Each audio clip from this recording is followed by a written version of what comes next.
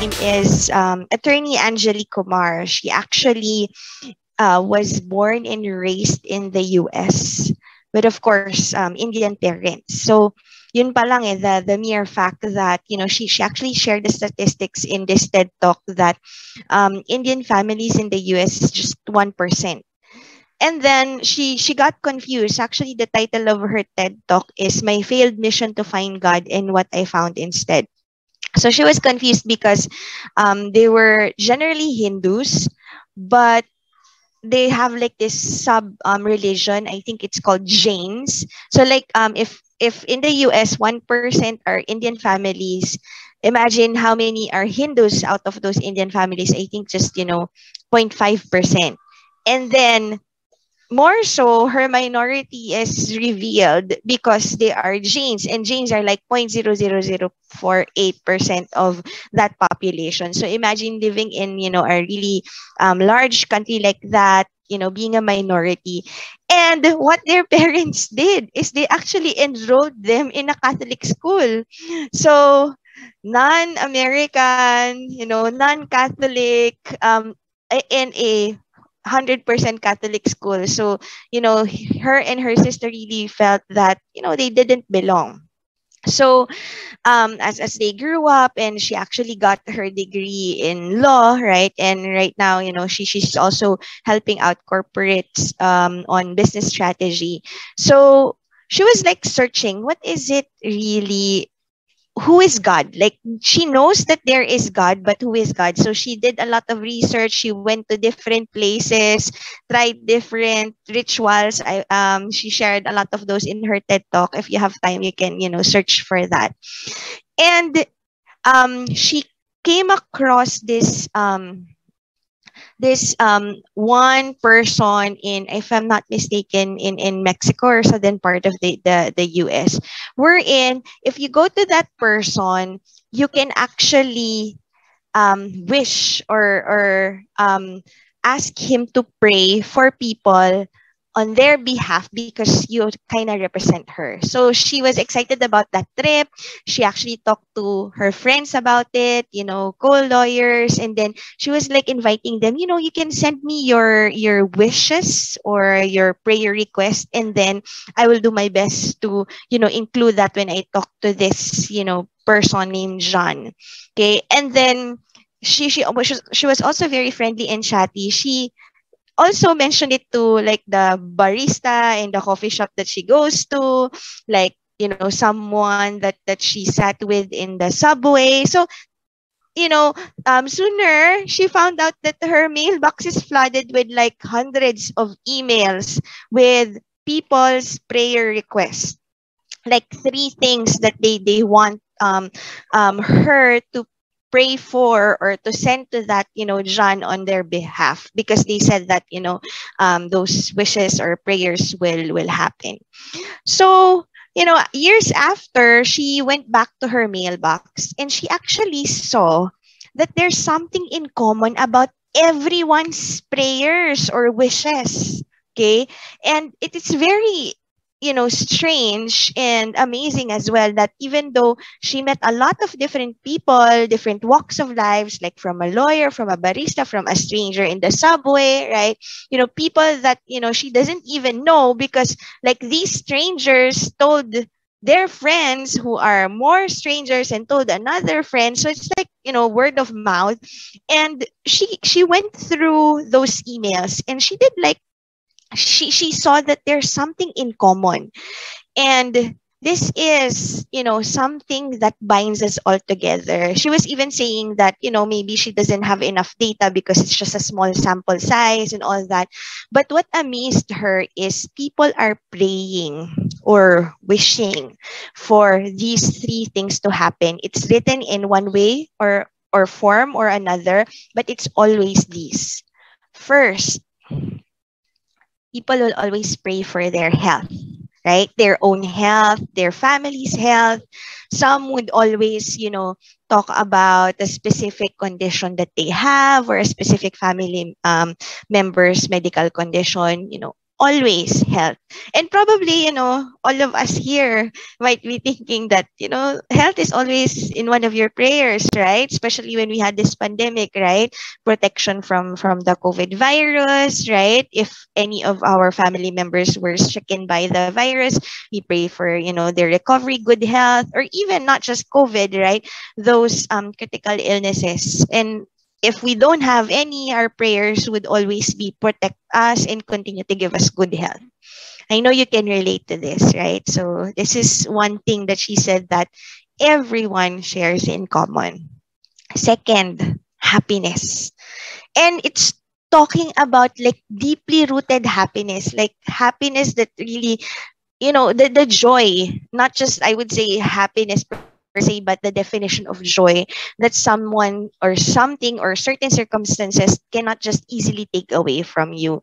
So a lot of people want this happiness, right? And maybe, they have described it in different forms, like probably, being able to acquire assets, right? But, beyond that, they want to just really be happy, right? Whatever is the definition of happiness or joy in their life. And thirdly, she found out that a lot of people are asking for love, right?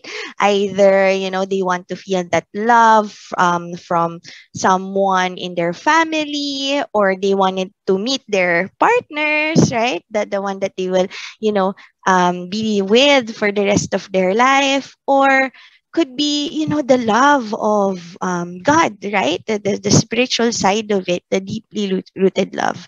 So it just amazes me that, if you think about it, right, most of us would have the same prayer, one way or form, right? It's all about health. It's all about happiness. You want to be happy, right? May it be, through money, finances, assets, right?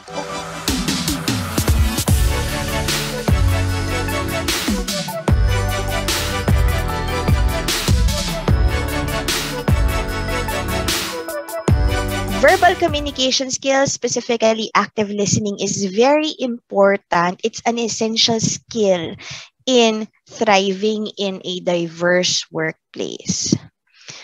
We also have different types of questions that we can answer or we can ask. Sorry. So these are what we call open-ended questions, right? Clarifying questions and closed questions. I'm pretty sure some of you have heard about these. Open-ended questions would require the person to answer or explain the answer. It's not just, parang yes or no. Pag ganun kasi, the yes or no, true or false, or isang tanong, isang sagot, those are what we call closed-ended questions. But if the person who's going to answer or will be given a chance to answer will have that, floor to explain or expound, those are what we call open-ended questions, right? So usually like, what do you think about this, right? Or how did this happen? Diba? Sometimes when someone committed a mistake, yung tanong natin, nagkamali ka na naman, di ba? Parang yes or no. Instead of asking, oh, ano ba nangyari? Can you let me know what happened or why did this happen, right? So those are open questions. That could also be clarifying questions because you're clarifying, the situation or what really transpired. So most of the time, if we want to hear, right, or be able to listen to the side of the other person, we ask open or clarifying questions. Because if we ask closed-ended questions, they are going to be limited with their answers. For example, gusto mo ba ng, kunwari, you're offering chips. Let me just check, parang may naka-unmute po. Okay. So parang let's say you're offering chips or food to, someone, 'di ba? Snacks, ganyan. Yan. Gusto mo, 'di ba? Yes or no. Actually, there was a point that my husband used to ask, ayaw mo? He was offering, and it was not just it was never intended for himself, because he thought it's a normal question for him to ask, na parang ayaw mo. He was offering something, but his question is ayaw mo. Syempre parang the person who would answer would say, okay, ayaw ko na lang. Yeah, I would say, yes, I am okay. Or parang how would you answer it if the person says, oo or hindi? Oo, ayaw niya. Or hindi, gusto niya. Parang ganon, di ba? It's quite confusing. So it's really good to ask open or clarifying questions to be able to hear the other person's side. And it has been said that you have between 30 seconds to 2 minutes to capture your participants' attention. So if you want to speak up, like in a meeting, or you want to be able to get the attention of kahit one person that you wanted to talk to, Ma'am Rina, may sasabihin ako sa'yo, especially with the environment that you are in, ang daming distraction, di ba? Pwedeng nasa vaccine sites kayo, or kahit na if you're in your office, there are a lot of demands or distractions, phone calls, emails, right? People that will walk up to you. So kapag mahiya-hiya ka, right? And then urong-sulong ka, di ba? If you will talk to Ma'am Rina, and then 30 seconds has already passed, hindi mo pa na-express yung sasabihin mo, right? And another person, another distraction came in, then you will not be able to capture the attention of Ma'am Rina anymore. Most probably, di ba, another person who's very quick to talk or speak, di ba? Na, Ma'am Rina, ito kailangan po natin ganun. Then she will, go to that person and attend to that other person instead. So very, very crucial to be able to capture your audience attention within the first 30 seconds. All right, let's also talk about the different characteristics of voice, right? We have the pitch, volume, and quality. So pitch is how high or how low your voice is, right? So depending on the situation, let's say it's not so good news, right? Or a sad event. Of course, right? You have to talk softly, right? And your pitch should be low. But if it's something exciting, right? A good news that you want to share with everyone, right? Then your pitch, you have to adjust it and make it a little bit higher so that your audience or your listeners would also feel your excitement, right? So it says here that you have to avoid a high pitch sound, right? Because it's not always applicable. But there are times wherein if you want to invoke excitement, right, or joy, if you want to share a good news, then, you can also use high pitch sound. Volume as well plays a big role, right? If you're shouting versus, whispering lang or just the right amount of volume, depending on the environment. Let's say if you're in a vaccination site, right? There's a lot of, noise going on. Of course, you have to talk with the right volume. If not, 'di ba, hindi ka na nga proactive. You're not able to express your message within the first 30 seconds. Tapos ang hina-hina pa ng voice mo, then you will not be able to capture the other person's attention. And of course, the quality. And this is what I have observed from you guys in the past couple of days, that the quality of your voice, very, very warm. Even how you talk to each other, kahit sa chat room, right? I feel yung gratitude whenever, you guys are helping out in each other in a group session. I see that you always thank each other. So please continue that, yung attitude of gratitude towards each other and towards what we have are experiencing. Again, so the quality adds emotion to your voice, right? If you smile as well, the other person can also hear you smile. Even sa phone call, right? You can already feel the emotion of the person. Parang kapag nakasmile ka, you will hear the voice of the person as well, na parang, ay, okay na, nagigets ko that he or she is smiling. While if the person is sad, we can hear it as well. So voice, right? Our vocal quality is very, very important when it comes to communication. Non-verbal din. Okay, those are verbal communication. Now we're gonna focus on non-verbal communication. There's a question on your pretest, diba, about non-verbal communication. So it includes body language in different forms, right? It could be gesture, your posture, right? Some cues na parang eye contact. Yan. So pwede pa rin po tayo mag-eye contact even if it's virtual. And so even yung pag-lean towards, yan, when you're talking sa video, yan, pwede rin yan mag-convey that, oh, I'm here, I'm listening to you, right? Even kunwari nag-meeting kayo and then there's an announcement that was mentioned, yan, makikita mo if the person is not so comfortable with it kasi minsan magba-backwards yan tapos mag-cross pa ng arms, 'di ba? Especially if it's face to face, mas madaling makita tong body language, right? That's why as much as possible on virtual meetings or setup, we really encourage your cameras to be on if kaya siya ng bandwidth, right? Because that's the closest that, we can be together and we can see. And do you know in your pretest, right, it's mentioned here about 70 to 90% of communication is all about body language. That's why it's very difficult for us if it's virtual and we don't see each other to determine, right, what's the mood of the person, right? How can we adjust to the communication if the person is really understanding it or not?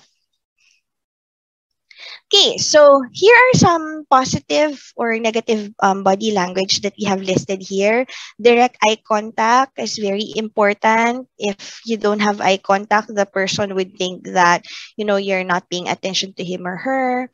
A warm or open smile versus a tight facial expression or no smile. Minsan yung mga kunot nga lang ng noo di ba? Like even if you're listening, kunwari you're listening to someone, pero your facial expression is like nakakunot yung noo. Sometimes the person would feel na, ay galit ka ba? Ay hindi na, nakikinig lang ako, right? So we have to be mindful of that as well.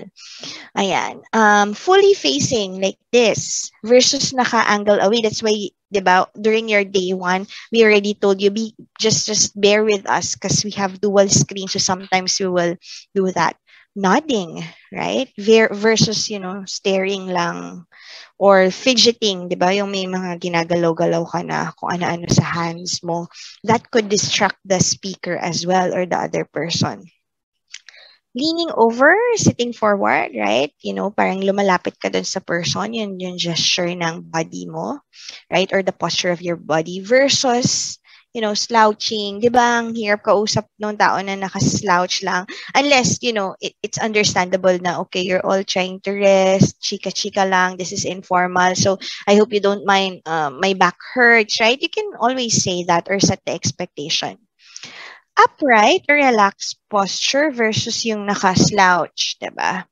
Yan. Feet planted firmly on the ground versus sagging, right? If pre-pandemic, right, and hopefully once, this entire pandemic is over, we can handshake again, right? Or kahit yung mga high five lang, di ba? Ngayon kasi elbows lang or fist bump. Yan. So we miss those, gestures too kasi it conveys warmth towards the other person too.